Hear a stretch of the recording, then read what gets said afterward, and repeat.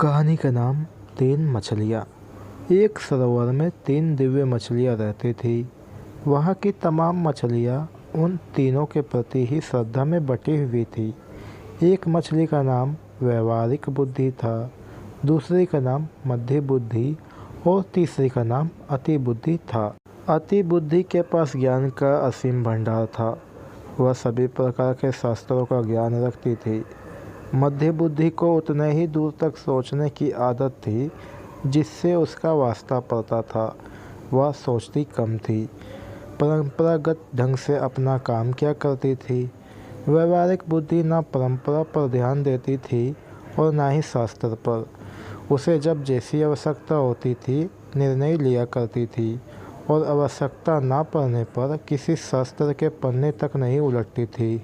एक दिन कुछ मछुआरे सरोवर के तट पर आए और मछलियों की बहुतायत देखकर बात करने लगे कि यहाँ काफ़ी मछलियाँ हैं, सुबह आकर हम इसमें जाल डालेंगे।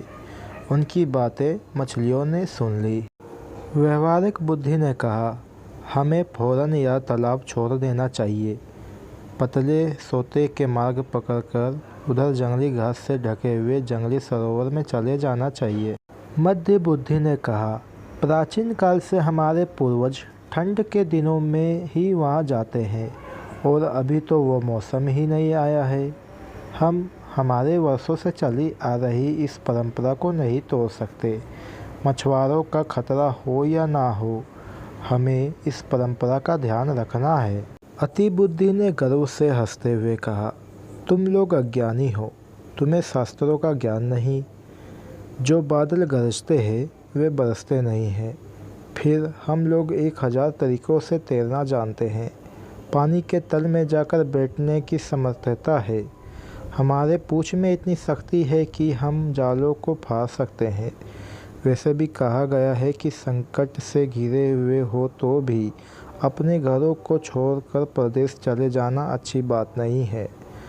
अव्वल तो वे मछुआरे आएंगे नहीं, आएंगे तो हम तैरकर नीचे बैठ जाएंगे, उनके जाल में आएंगे ही नहीं।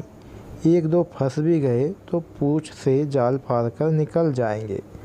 भाई, शास्त्र और ज्ञानियों के वचन के विरुद्ध मैं तो नहीं जाऊंगी। व्यवहारिक बुद्धि ने कहा, मैं शास्त्रों के बारे में नहीं जानती, मगर मेरी बुद्धि कहती है कि मनुष्य जैसे ताकतवर और भयानक शत्रु की आशंका सिर पर हो तो भागकर कहीं छुप जाओ। ऐसा कहते हुए वे अपने अनुयायियों को लेकर चल पड़ी।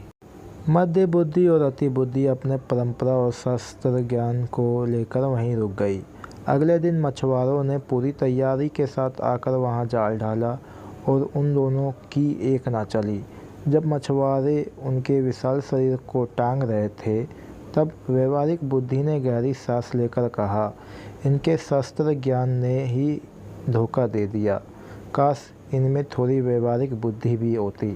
व्यवहारिक बुद्धि से हमारा आशय है कि किस समय हमें क्या करना चाहिए और जो हम कर रहे हैं उस कार्य का परिणाम निकलने पर क्या समस्याएं आ सकती है। यह सोचना ही व्यवहारिक बुद्धि है। बोलचाल की भाषा में हम इसे कॉमन सेंस भी कहते हैं। और भले ही हम बड़े ज्ञानी ना हो, मोटी मोटी किताबें ना पढ़ी हो, लेकिन हम अपनी व्यवहारिक बुद्धि से किसी परिस्थिति का सामना आसानी से कर सकते हैं, चाहे परिस्थिति कितनी ही विषम क्यों ना हो।